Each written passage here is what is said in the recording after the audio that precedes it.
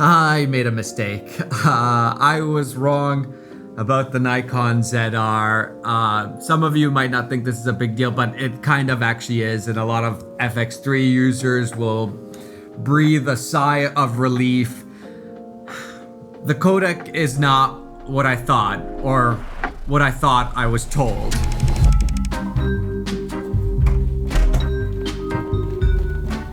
Tyler, how did we let this happen? What? The big mistake. Oh, the huge mistake. All right, so here's what happened. When you're a YouTuber, when you do social media, companies will often want you to review their stuff. So for example, I just posted this video about the new DJI Mini 5 Pro. Great drone, not huge leaps and bounds increase, but it's great. Anyways, besides the point. Before this new product comes out, they'll give you either a briefing or give you some spec sheets, or they'll tell you about the product and they'll send it to you and they'll say, don't tell anybody, you're under embargo for this amount of time. Once this date and time hits, you can talk about it. Great. So, I do that with Nikon, and they were a little bit secretive. They were trying to keep the camera hush hush for sure, more than most companies, which I understand. That's fine. And so in the me trying to get information, they told me the data rate for that Red Raw codec. It was written as 190 MB per second. Now, you might know where this is going already. In the history of me doing YouTube, everybody has always told me the data rate in megabits per second. That 190 not bits, megabytes per second is very different from megabits per second. So now that 190, what I thought was megabits per second, is actually 190 megabytes per second, which is actually 1520 megabits per second, which is a ton of data. That is 15 times more data than I'm shooting with right now on the FX3. Actually, it's the A7S III. I lied. I still use my A7S III from 2019. This thing shoots at 100 megabits per second. The image is great. The Nikon ZR in Red Raw, 24 frames per second, is gonna get you 15 times more data. Guys, I'm sorry. It's my mistake. I know I should have been more diligent. I apologize. I make mistakes. Maybe it was just me wanting to believe that it was 190 megabits per second and ignore the fact that we filled up a terabyte card pretty fast. I'm like, oh, I guess we shot a lot. Well, you're really creative, artsy filmmaker, Matti, so math isn't your strong suit. Hey, I did well in math, but reading apparently is not my strong suit. When you start off to be doing is it a little b or a big B? And then you have to do math? Yeah. It happens. Spencer, does that change things for you? 15 times more data than, 8 times more data. 15 times more data than the FX3. You use an FX3, right? Yeah, I do. It doesn't change things for me, honestly. No? It's still crazy. There's still things happening. There's still good things happening. Are you actually thinking about getting a ZR? That's private. Confidential. I saw one comment said, though, if you just buy a $500 hard drive or whatever, then it's still less than... Problem solved. Still less than... Just don't archive any data. It's basically that's all. Just delete after making the video. That's the way to go. Now, some of you are like, Matti, what's the big deal? That's it's fine. It's just data. Who cares? It's just bits and bytes. Same. It's not the same. In theory, it doesn't matter. In practice, it will definitely guide the decisions you make.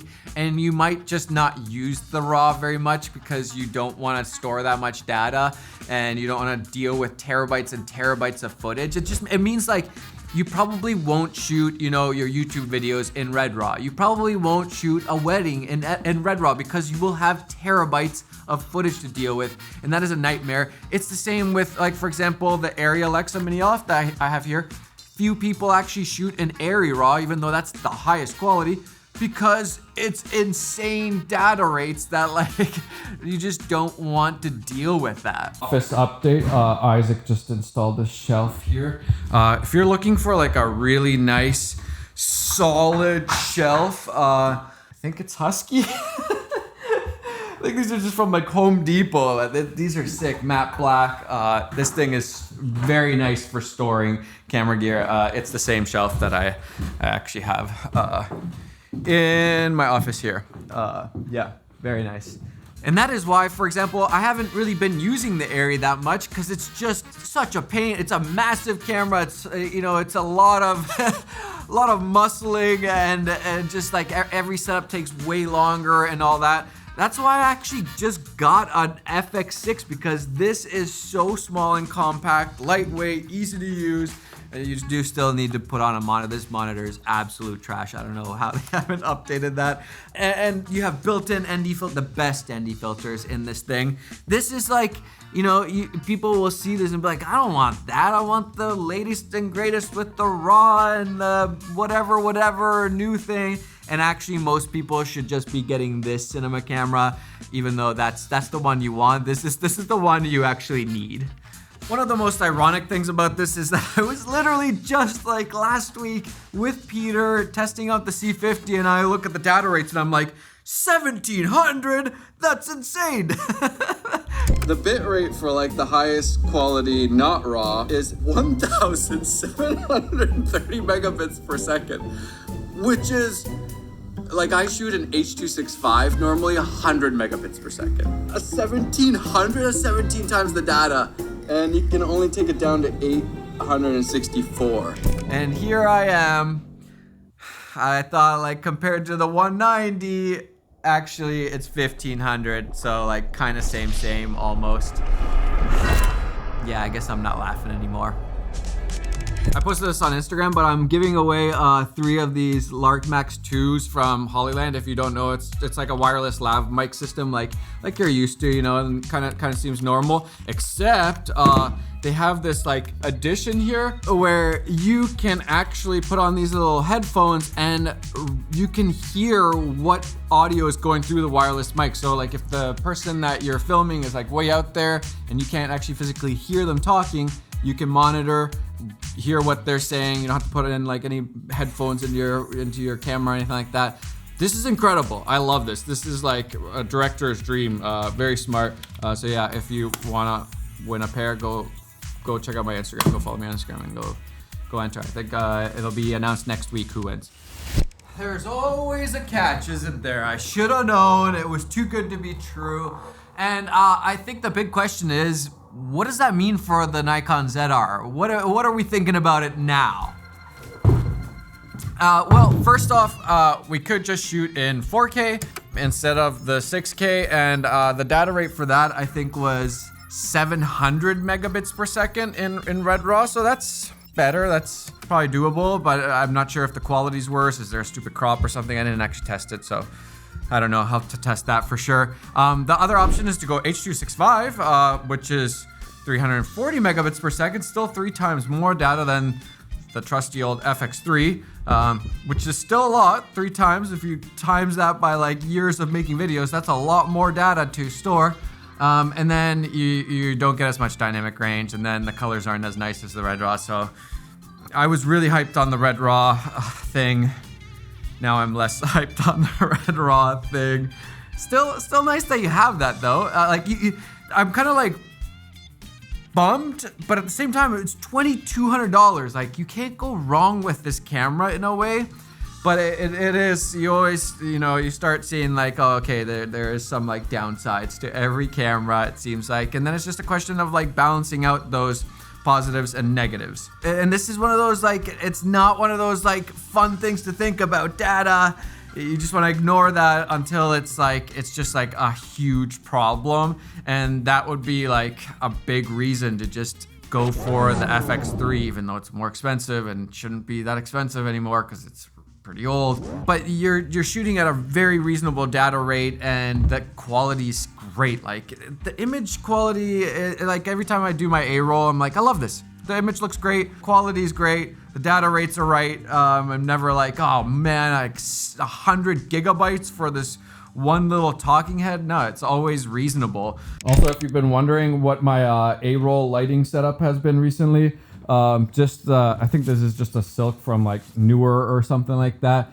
I'll typically shoot one aperture light just to raise the ambient levels in here, and then I have an Amaran 300 that's bouncing down off the table. Also a little bit of light coming from there. You can see it better now. That's kind of hitting that part. And then soft wrap, little F22C or whatever these are called over here to kind of wrap the soft light around there. A little bit of like Roger Deakins cove lighting technique stuff going on, and then it looks kind of like that. And then I will usually drop this window all the way or a little bit open. It helps light-wise to have it a little bit open, kind of just sells the effect.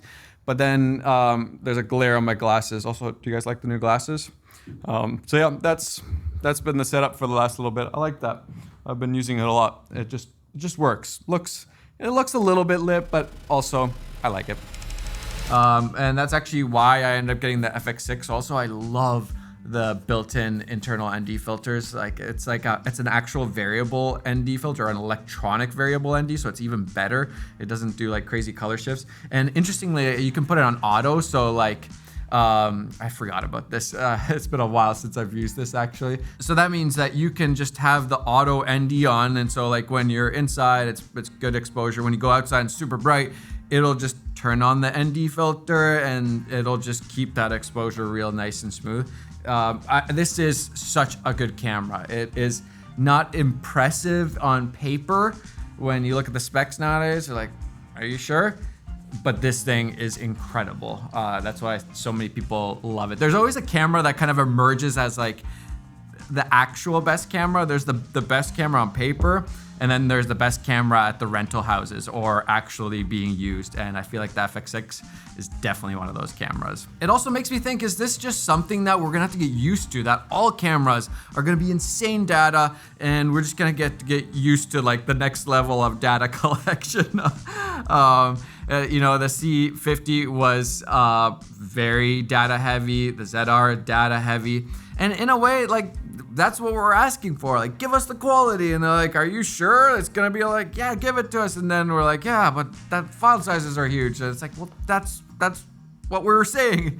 So I think we did ask for this. And so I always, in the end, am more happy that they give us like overkill options and then we can dial it down, versus like dumbing down the camera for no reason. And so I'm still very excited and happy that Nikon put out this camera, the ZR, for that price. It is incredible. I just watched Potato Jet's Gene's video on it, and like him showing it to his friends and having them guess the price. Ingenious. Gene, you're so good at YouTube. It was so interesting to see how wrong they were, and I think that's the same like reaction we all had to the price. So yeah, a little bit of a bummer. I'm sorry for misleading you. It was not on purpose at all. I'm not getting paid by Nikon. Sometimes I'm like, I wonder what they're thinking. I'm like imagining like executives watching my video and be like, what did he just say? I just sometimes say things a little bit too blunt, maybe. I just like go straight to the point. So yeah, I'm not getting paid by Canon, not getting paid by Nikon, not getting paid by Sony, none of them. And so these are just my opinions. I make mistakes.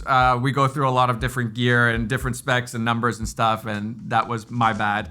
I should have double checked that. But time will tell. Is the ZR actually better than the Sonys? Or is it better on paper and in practice you're like, meh. But that LCD screen still, that I cannot wait to get that camera on my hands again because that LCD screen is just so good. But yeah, we'll see. We'll see what happens. Let me know what you're thinking right now. Are you thinking about getting the ZR, or are you just like, nah, I'm sticking to my Canon or sticking to my Sony or one of those other camera companies? Fujifilm just came out with that little cinema camera too. Like, is that good? We'll find out soon, hopefully. I'd like to test it out. Fujifilm, if you're listening. All right, yep, that's my apology tour for today. Yeah, I'm sorry. Time to look at those iPhones.